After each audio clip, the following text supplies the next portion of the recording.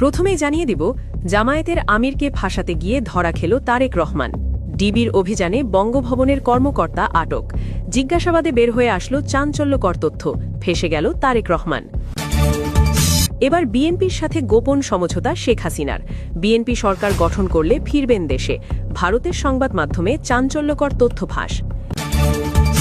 এবং সবশেষে দেখবেন, জিজ্ঞাসাবাদে হাদি হত্যার মাস্টারমাইন্ড সম্পর্কে চাঞ্চল্যকর তথ্য ফাঁস, যে তথ্য নতুন করে নাড়িয়ে দেবে দেশের ক্ষমতার কেন্দ্র। এতক্ষণ শুনছিলেন সংবাদ শিরোনাম, এখন থাকছে বিস্তারিত। সোশ্যাল মিডিয়া উত্তপ্ত। দেশের অন্যতম শীর্ষ নেতা আমিরে জামাল ডাক্তার শফিকুর রহমানকে ভার্চুয়ালি শুলে চড়ানো হল। অভিযোগ কি? তার ভেরিফাইড টুইটার অ্যাকাউন্ট থেকে ইংরেজিতে একটি পোস্ট দেওয়া হয়েছে। বাংলা করলে যার অর্থ দাঁড়ায়, যেসব নারী ঘর থেকে বের হয়ে কাজে যায় তারা নাকি পতিতা। একজন জাতীয় নেতার অ্যাকাউন্ট থেকে এমন কথা মুহূর্তের মধ্যেই তোলপাড় শুরু হলো। অনলাইন থেকে প্রতিবাদ গড়ালো রাজপথে। পোস্ট আসার সঙ্গে সঙ্গেই বিএনপি এবং ছাত্রদল যেন আগে থেকেই রেডি ছিল। তারা সারা দেশে কর্মসূচি দিয়ে দিল। তাদের দাবি, ডাক্তার শফিক নারী বিদ্বেষী, তাকে বয়কট করতে হবে, তাকে ক্ষমা চাইতে হবে। তারা সত্যতা যাচাই করার কোনো প্রয়োজন মনে করল না, যেন তারা এই সুযোগটির অপেক্ষাতেই ছিল। কিন্তু প্রবাদ আছে, চোরের 10 দিন, গৃহস্থের 1 দিন। আজ সেই একদিন এসেছে। সব ক্লিয়ার, জলের মতো পরিষ্কার। অপবাদ দিয়ে পার পাওয়া গেল না। 24 ঘণ্টার মধ্যে আজ জামায়াতের মিডিয়া বিভাগ এক জরুরি সংবাদ সম্মেলন ডাকে। সেখানে কোনো রাজনৈতিক ভাষণ দেওয়া হয়নি, সেখানে দেওয়া হয়েছে টেকনিক্যাল প্রমাণ।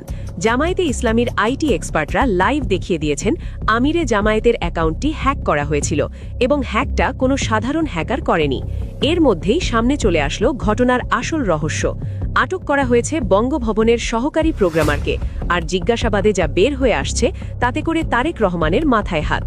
জামায়াতে ইসলামীর আমির ডাক্তার শফিকুর রহমানের এক্স অ্যাকাউন্ট হ্যাকের ঘটনায় বঙ্গভবনের সহকারী প্রোগ্রামার মোহাম্মদ সারোয়ারে আলমকে আটক করেছে ঢাকা মহানগর পুলিশের গোয়েন্দা শাখা। তার মোবাইল ও ল্যাপটপ জব্দ করা হয়েছে। এগুলো খতিয়ে দেখা হচ্ছে।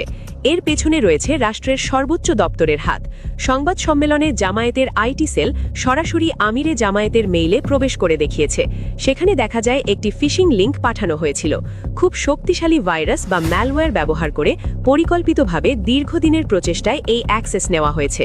যারা বলছিল এত দ্রুত রিকভার করা সম্ভব না, তাদের মুখে ছাই দিয়ে আইটি টিম দেখিয়েছে কিভাবে নিয়ন্ত্রণ সরিয়ে আবার অ্যাডমিন প্যানেল উন্মুক্ত করে দেওয়া হয়েছিল।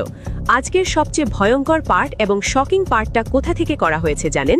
জামায়াতের আইটি সেল প্রমাণ করেছে এই ফিশিং লিঙ্ক এসেছে খোদ রাষ্ট্রপতির কার্যালয় থেকে। রাষ্ট্রপতি শাহাবুদ্দিন চুপ্পুর অ্যাসিস্ট্যান্ট প্রোগ্রামার সারোয়ারের অফিসিয়াল মেইল অ্যাড্রেস ব্যবহার করে এই ভাইরাস পাঠানো হয়েছিল। শুধু মেইল নয়, হ্যাকাররা যে নতুন ডিভাইসের আইপি অ্যাড্রেস ব্যবহার করে ওই অশ্লীল পোস্টটি দিয়েছিল, জামায়াতের পিআর টিম সেটাও ট্রেস করে ফেলেছে।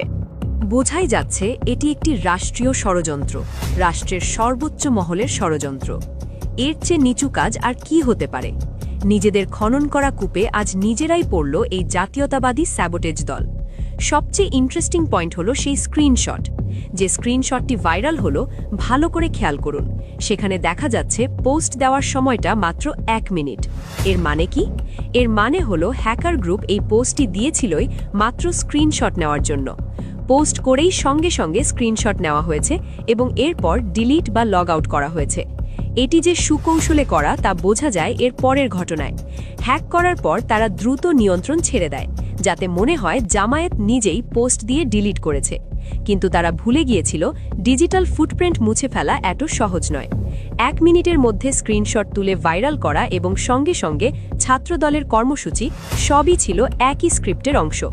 একেবারে তারেক রহমানের নির্দেশনায় এটি করা হয়েছে সম্ভবত। কেন এই কাজ করল তারা? কারণ মাঠে আন্তর্জাতিক সম্পর্ক, পলিসি মেকিং এবং পাবলিক পালস কোনো জায়গাতেই বিএনপি সুবিধা করতে পারছে না। কুমিল্লা থেকে সাতক্ষীরা, খাগড়াছড়ি থেকে নোয়াখালী, সবখানেই জামায়াতের জোয়ার। তাই তারা এখন বেছে নিয়েছে অনলাইন স্যাবোটেজের পথ। তারা আজ ডাক্তার শফিককে নারী বিদ্বেষী বলছে। তাদের ইতিহাস কি?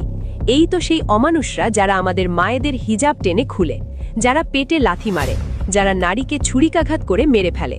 এরাই এখন সাধু সাজার চেষ্টা করছে, যারা কদিন আগেও নারীদের শাড়ি খোলার হুমকি দিয়েছিল। কিন্তু প্রযুক্তির কাছে তাদের মিথ্যাচার আজ ধরা পড়ে গেছে। তবে এখানে জামায়াতের অনেক শিক্ষার বিষয় আছে।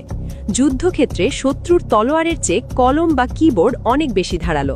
যা ঘটল তাতে জামায়াতের দুটি জিনিস প্রকাশ পেয়েছে। এক, তাদের আইটি টিমের দক্ষতা, এবং দুই, তাদের পলিটিক্যাল উইংয়ের চরম অদূরদর্শিতা বা মিডিয়া সেন্সের অভাব। হ্যাকিং হওয়ার পরপরই জামায়াতের উচিত ছিল এটাকে জাতীয় রাজনীতিতে মেজর ইস্যু করা, কিন্তু তারা কি করল? টুইটারে একটা দায়সারা পোস্ট দিয়ে বলল হ্যাক হয়েছে, ব্যাস, দায়িত্ব শেষ। সারা রাত তাদের টিম ঘুমালো। তারা বুঝতেই পারেনি ততক্ষণে প্রতিপক্ষ তাদের নেতার চরিত্র হনন করে ফেলেছে। ফেসবুকের জনমত ততক্ষণে বহুলাংশে বিপক্ষে চলে গেছে।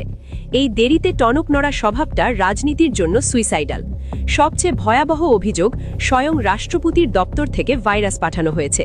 এটি ওয়াটারগেট কেলেঙ্কারির চেয়েও বড় ঘটনা হতে পারত, কিন্তু জামায়াত এই ভয়ঙ্কর ব্যাপারটাকে জনপরিসরে আনতেই ব্যর্থ হয়েছে। এটা নিয়ে তো দেশ জুড়ে তোলপাড় হওয়ার কথা ছিল। প্রেস কনফারেন্স হওয়ার কথা ছিল হ্যাকিংয়ের 10 মিনিটের মধ্যে, কিন্তু তারা ডিফেন্সিভ মোডে চলে গেল। রাজনীতিতে ডিফেন্স দিয়ে গোল বাঁচানো যায়, কিন্তু ম্যাচ জেতা যায় না। জামায়াতের এই পরিস্থিতি আমাদের মিশরের প্রেসিডেন্ট মোহাম্মদ মুরসির কথা মনে করিয়ে দেয়।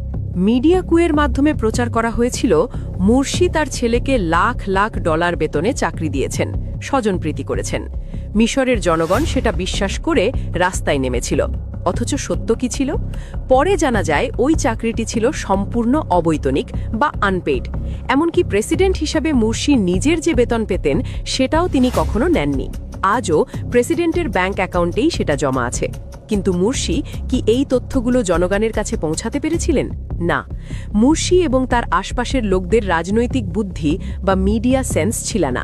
তারা ভাবতেন আমরা তো সৎ, আল্লাহ দেখছেন। কিন্তু রাজনীতিতে আল্লাহ দেখার পাশাপাশি জনগণকেও দেখাতে হয়।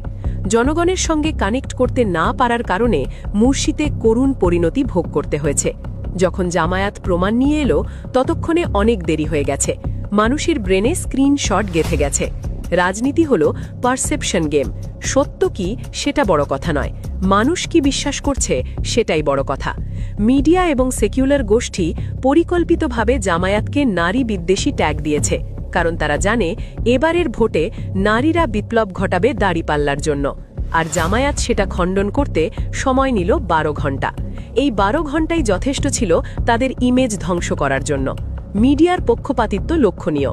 যখন ভুয়া পোস্ট এলো তখন সব মিডিয়া ব্রেকিং নিউজ দিল, আর যখন জামায়াত প্রমাণ করল এটা হ্যাকিং এবং রাষ্ট্রপতির অফিস জড়িত, তখন মিডিয়া অনেকটা চুপ। সেই হাইপ আর নেই। জামায়াতকে বুঝতে হবে এই মিডিয়া তাদের বন্ধু নয়।